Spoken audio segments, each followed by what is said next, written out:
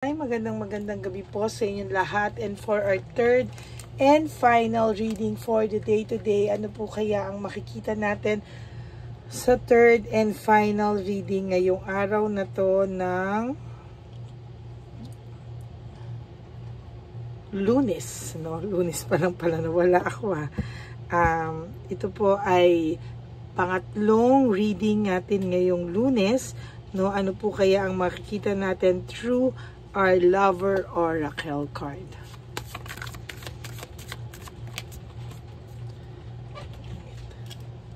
Sobrang naiinitan po ako.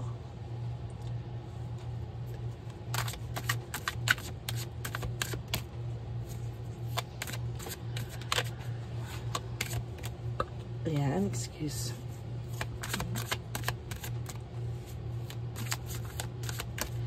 Pili po tayo para sa ating third and final reading ngayong araw na ito.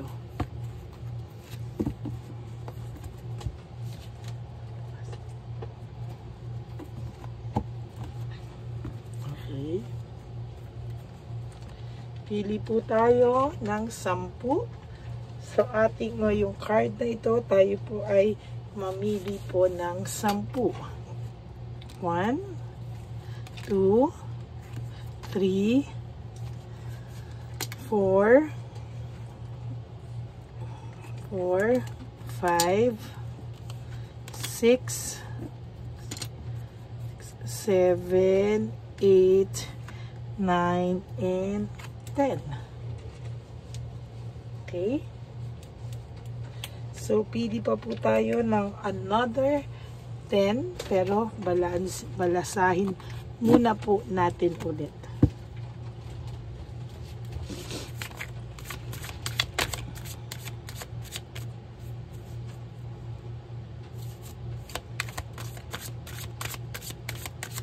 Yan. Sana po ay napanood nyo na po yung first, second, and third reading for the day today.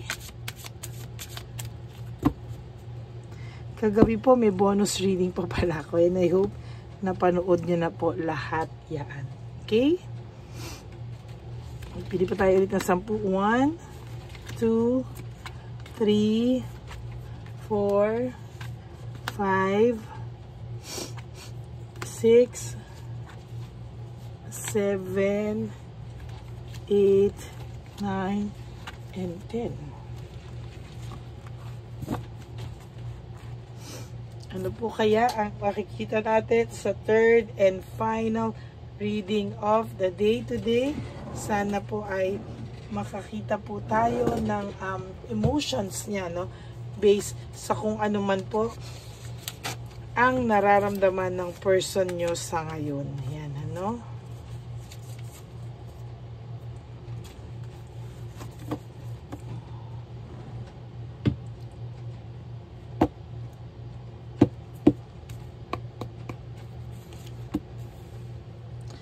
Sabi po ng person mo ay hindi niya po deserve kung paano mo siya trinato, dahil napakabait mo po, you are too nice, no?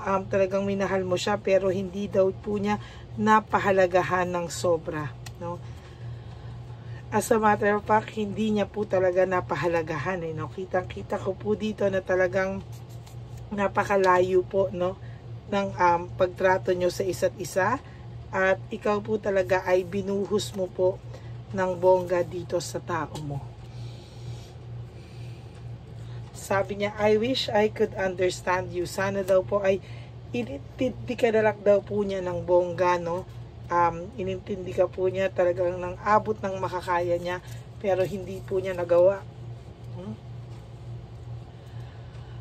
Talaga pong sa nakita ko po dito, hindi niya po nagawa, at talaga pong napakalayo po ng pakiramdam nyo sa isa't isa, dahil ikaw binuhos mo lahat, siya po ay nagpaka-chill muna, no? Pero ayan, no, nung bandang huli po ay nagsisi po siya, no? Sana daw ay inintindi ka niya, sana daw talaga ay inintindi ka niya, sana ay okay pa kayo ngayon, no?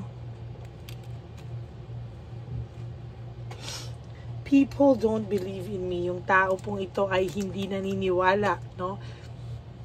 Yung mga tao po, hindi po naniniwala sa kanya. Sorry po. Hindi po sa kanya naniniwala pag sinasabi niya na ikaw ang mali, no? I feel the energy right now. Nararamdaman ko po yung pagsisisi niya, no?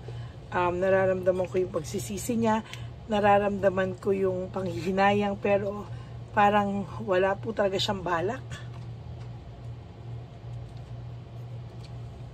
Kasi sa totoo lang, grabe po yung nagawa niya sa iyo eh.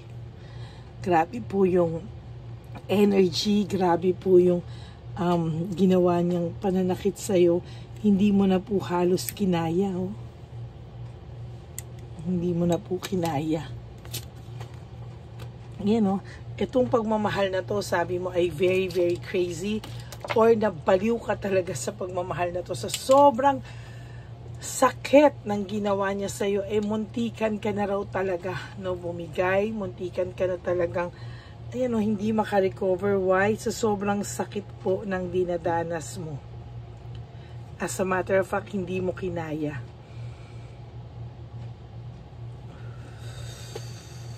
Yan, no? My life is a mess right now. Sa totoo lang po, sa nakikita ko, magulong-magulo po ang buhay ng person na ito, no? Hindi niya po alam, eh, no? He's just going with the flow. Pero sa totoo lang po, magulo po talaga yung buhay niya. Bakit mo daw po siya mahal? Why is it that you love me? Bakit mo daw po ba siya minahal? Ano ba raw ang nakita mo sa taong ito? Bakit mo siya minahal?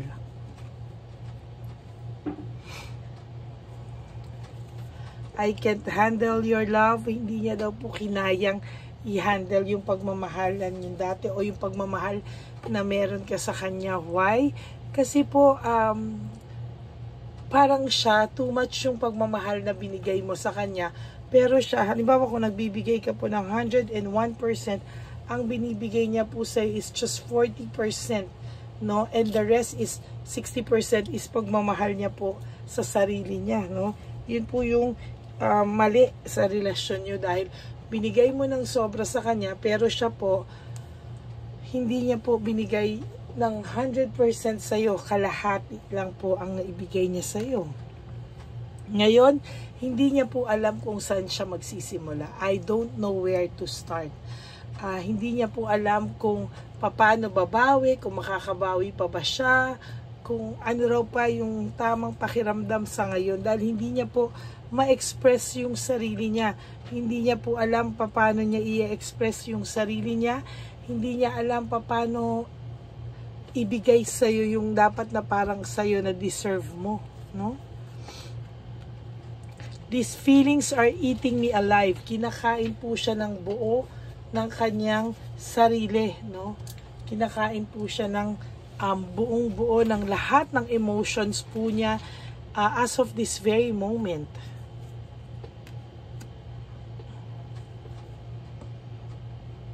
Dinadaan niya lang po sa alcohol. Dinadaan niya lang po sa painom-inom, sa pa-bisyo-bisyo, no? Dahil hindi niya po alam kung paano po ito haharapin. He is questioning you and the situation if it is over. No, over na daw ba talaga lahat? Over na daw ba talaga? Hindi na daw ba ito maaayos? Or talagang naduduwag lang daw ba siya talagang harapin ito? Sa totoo lang po, naduduwag ang person nyo, eh.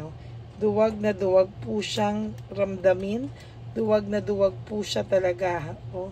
Hindi niya po kakayanin talaga tong sitwasyon na to na ganyan, no? Sa totoo lang po, talagang medyo may pagkaduwag itong person nyo. Pero lagi kanyang pinapantasya, lagi kanyang iniisip-isip, no?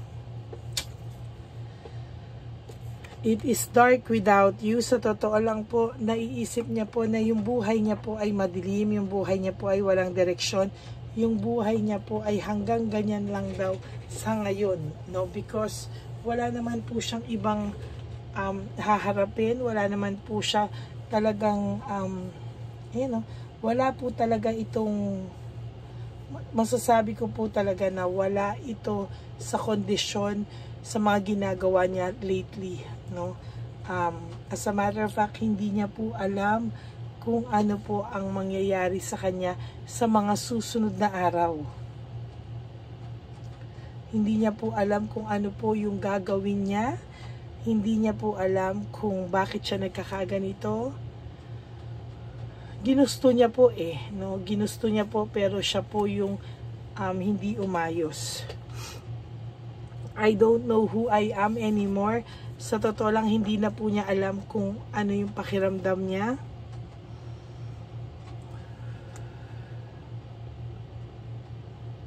Naguguluhan siya. Talagang sabi ko sa inyo, ilang araw na to, gulong-gulo talaga siya sa takbo ng buhay niya ngayon. Pinipilit niyang ayusin because wala naman po siyang choice kung hindi ayusin. Pero sabi niya, hindi niya nakilala kung sino siya, no? Hindi na daw siya yung dati niyang pagkatao, and magulong-magulo daw yung isipan niya, no? Why do I feel this way, no? Sa totoo lang, itong taong to ay nagugulumihan, ano? Bakit ganyan ang pakiramdam niya? Sana daw ay magkaroon siya ng linaw for the next few weeks, next few months. Sana daw po ay magkaroon siya ng clear direction, ng pagliwanag ng isipan niya kung ano ba ang tama niyang gawin. Because ang sinasabi ko sa inyo ngayon, no? Sobra po siyang lost na lost, no? Why do I feel so lost? Talaga po siya ay lost na lost sa ngayon. No? Why can't I move on from you? Sa totoo lang po ay hindi po siya makapag-move on sa'yo. Nahihirapan po siya, hindi po siya makapag-move on sa'yo. Hindi niya po alam kung bakit hindi ka po mawala-wala sa isip nito. No? No one understands me but you. Ikaw daw po ang umintindi sa kanya. Ikaw daw po ang nagbigay sa kanya ng pag-iintindi at pag-unawa na talagang mula sa puso, no? Pero hindi po siya makalapit. Why? Because he is scared of rejection, no? Scared po siya sa rejection. Hindi niya po alam kung pag lumapit ba siya sa iyo ay mare-reject siya, or magkakais ba kayo, or mare-reject daw ba siya ng tuluyan, no? Takot na takot po siya. So that's it for your second reading of the day. Takot po ang taong itong ma-reject, no? I hope na naka-resonate po kayo sa third and final reading natin for the day. And I hope na naging maayos po ang lahat sa inyo. And thank you so much for listening. And thank you so much for watching, no? Maraming salamat po sa inyo lahat. And for those of you who would like to have a private reading with me, you can message me at Ladyly Elena. That's Ladyly Elena. Nasa dulo po yan ng ating video. Diyan nyo lang po ako pwedeng makontak. That's my only official and legit FB account. Ayan, maraming salamat po. For those of you who would like to give me a super thanks for this video, maraming salamat po. And please, no skipping of ads. Tulong nyo na yan sa ating channel, okay? To all of you, my Lady Elena friends, family, and subscribers, I love you all from the bottom of my heart. Ang lagi ko pong paalala sa inyo is life is too short, mga kapatid. Don't make it shorter by stressing yourself from all the pains and heartaches na binigay sa inyo na kahapon. Just surrender everything to the divine universe. Just let go and let God write your life and love story. I will be back for another set of reading for tomorrow for our first reading of the day. But pahinga muna po tayo sa private reading until Friday, because ako po ay pupunta sa aking kaibigan na matagal po siyang wala sa Pilipinas. So I would like to spend time with her. Kaya ako po ay magbabakasyon ng ilang araw lamang naman po. Okay? So wag po kayo magtatampo kung ako po ay hindi agad makasagot sa inyong mga private message. Pero sa mga magpapaschedule po, I would do my best to reply as soon as nagkaroon po ako ng net. Okay? Maraming salamat po sa inyong lahat. And ang billing ko rin po sa inyo is just to live one day at a time. Huwag po kayong malungkot. Huwag nyo muna po isipin yung mga okasyon na susunod at darating sa buhay nyo. No? Maging muna po tayo, no? Masaya at lumaban lang po tayo. Kahit malungkot tayo, pikein nyo po muna na make it until parang fake it until you make it, no? Kakayanin mo rin po yan sa mga susunod na araw. Okay?